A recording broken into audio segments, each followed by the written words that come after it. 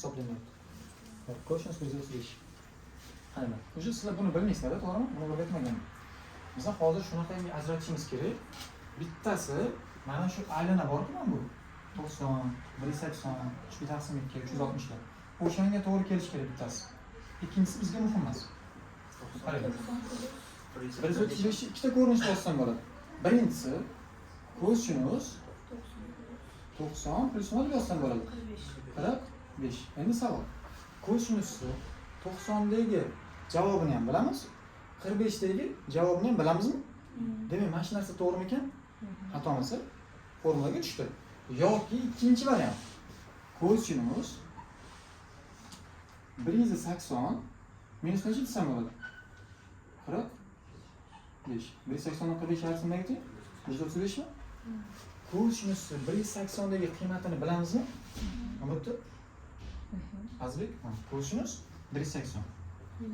Minus nimaga teng? Minus 1 ga. Xohlasanglar buni ishlatasizlar, xohlasanglar buni. Astiga so'roq. Tushunarli? Chunki tepada o'sha minus son qatnashyapti. Hop, ketdi, ishimiz. Tepadagi o'chirib qo'yaman, kerak emas, bo'ptimi? Salom eram. O'g'lingiz yaxshilab eshitib turasizlar. Birinchisi bizlar uchun alfani rolini o'ynab beradi, ikkinchisi beta. Chunki ikki xil narsa-ku. Shunda qaysi biriga tushyapti? Mana pluslayam, mana kosinus alfa plus beta o'sha formula bo'yicha ochib chiqamiz, boshladik. Kosinus 90 ko'paygan kosinus 45, to'g'rimi? Plus bo'lsa o'rtasida nima bo'ladi? Minus. Sinus nechi? 90 ko'paygan sinus 45. Shuni hisoblab qo'ysak bo'ladi. Sinusga ham shunda bir xil narsa yoza olamiz. Bir xil narsa yoziladi. Xo'p, kosinus 90 gradusda nimaga teng? Kosinus 90 gradus tepadan nimaga teng? 0 ko'paygan. Kosinus 45 gradusda buni shu bilishlik kerak o'zingiz. 180 taqsim 2 minus sinus 90 gradusda. Mana sinusga keldimi? 90 gradus tepadan nimaga teng? 1. Sinus 45 gradusda mana bu 0 bo'lib ketadimi? 1 bunga ko'paytirsam baribir javob minus 162 taqsim necha bo'ladi? Tushunarli? Savollar bormi? Tushunarli bormi?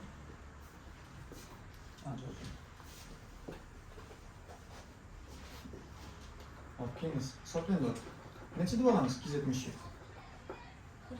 Mana bu chap tarafda tanlaganinglar aylanadagi bitta nuqta bo'lsin обязательно. Tushunarli? Chap tarafda bittasi bo'lsin. Necha? 180 plus necha? 30.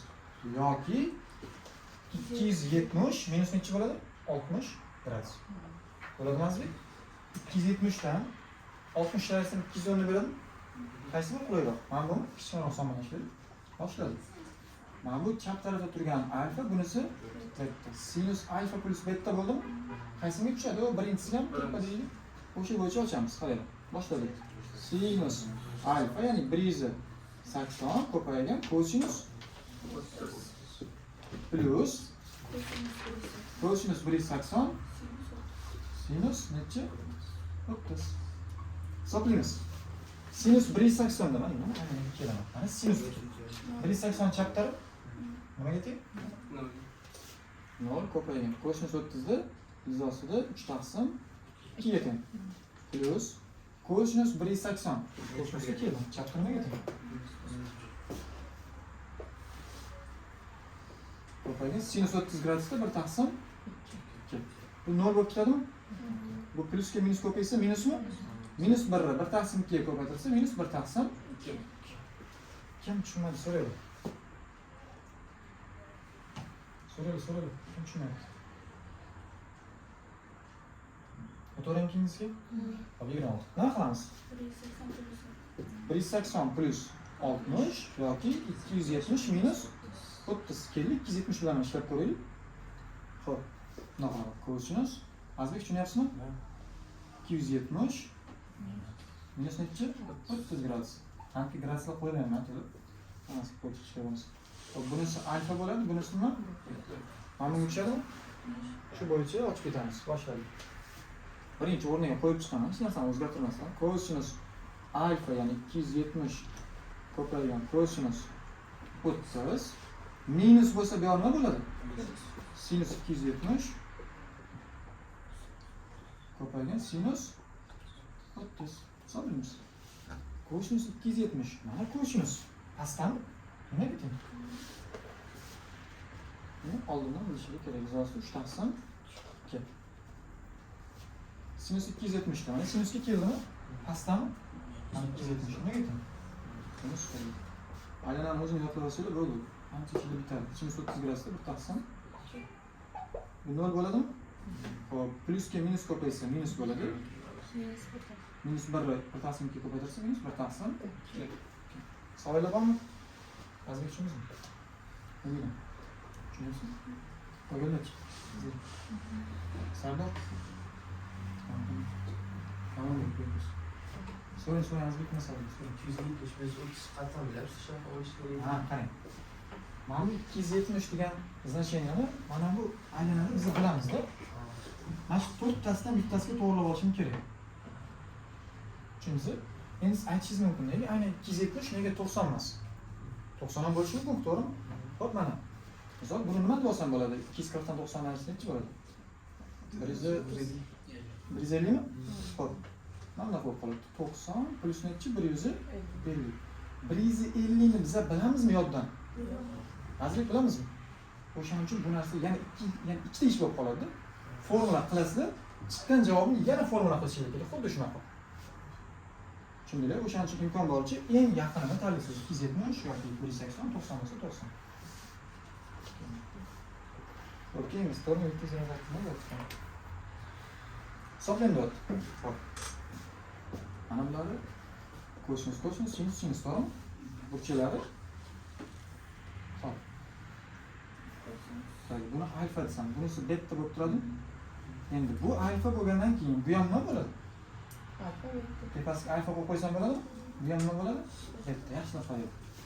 Cosinus alfa, cosinus beta minus sinus alfa, sinus beta qaysi biriga tushyapti? Qanday qo'ydik? 1, 2, 3, 4. Qaysi biriga tushyapti Azbek? Azbek qaysi biriga tushyapti? Cosinus beta minus sinus alfa, sinus beta. Yoyib berib qo'ydi. Yo'qda yoyilgan. Yoyilganiga qarasizlar. Tushunmi? Mana o'rtasi minus bo'lsa, yig'gan paytimiz nima bo'lib qolar ekan? Xo'p, yig'ib olamiz. Yozaman. Cosinus qovus ichida 7pi taqsim 9 plus minus bo'lsa o'rtasi plus bo'lar ekan, to'g'rimi? 14pi taqsim nechi? Xo'p, 7pi go'mitni qo'shsa 18pi taqsim 9 yoki cosinus nechi bo'ladi? 18 ni 9 ga bo'larsak 2pi to'g'rimi? Cosinus 2pi degani nima narsa yani? Yana aylanadi. Nimaga teng cosinus 2pi deb? Bormi? Tushunarli. Savol bormi? Azbek tushundingizmi?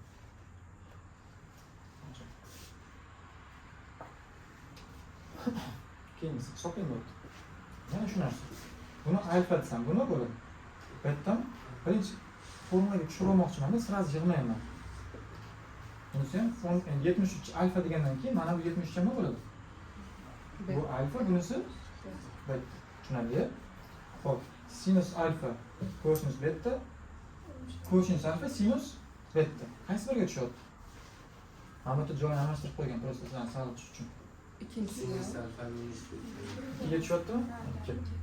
Sinus alfa minus beta, sinus alfa cosinus beta minus cosinus alfa sinus beta. Yig'adigan bo'lsa, sinus 73 minus nimani beradi?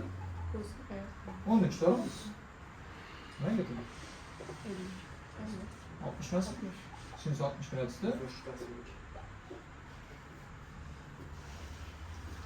Savollar bormi?